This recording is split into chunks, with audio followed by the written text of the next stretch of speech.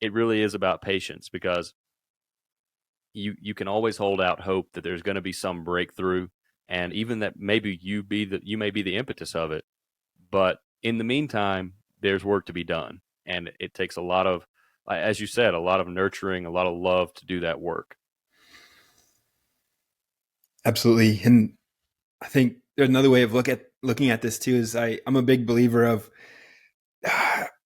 it's difficult to describe, but doing these small deeds is in a way a signal to the time space continuum, to the multiverse, to God. It's saying like I'm intentional about this. Like I know I really want to move in this direction, and by doing those little things, you kind of gain this hidden momentum, this ethos, this energy that unfolds new opportunities that will give you these bigger opportunities that you like really want in mind. Like you want the big opportunity, but that's not going to come unless you do the little things. This is my belief over, just kind of secretly sort of observing these things in my own life, where doing these like little things that kind of seem meaningless and pointless, but they accumulate over time. They sort of like build this energy in the background of like the life force field, or I'm like totally speculating on this, but Well, you think can about call it it. karma, right? Like it's a real legit thing, and it's definitely passed by most people, because it's just like you said, it's not something that anyone is really talking about or even visible or measurable. There are a lot of things like that happening that I could go way off in the crazy land talking about, but it's like completely legit. We have such a small understanding of what's going on with all this. Well, yeah, think about the relationship. Okay, so let me give you a premise to start. And the premise is that we're created in the image of God, okay?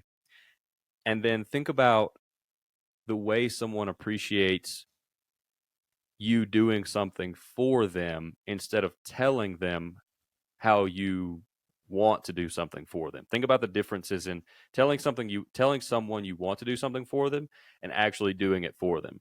And then think about, if we're created in the image of God, then how would God see the difference in us telling him that we want to do something versus us doing something?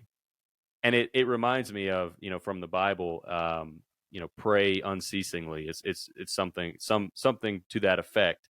And I think you don't it pray unceasingly doesn't mean um, become a recidivist and move to the woods and starve yourself to death talking to God. It means be present always. And when you have a conviction that you should do something, then do it. Beautiful. That was really good. Yeah, you've got to take action, even if it's the smallest possible thing. Taking that action is what will lead to growth and change, and higher flourishing, a greater sense of self.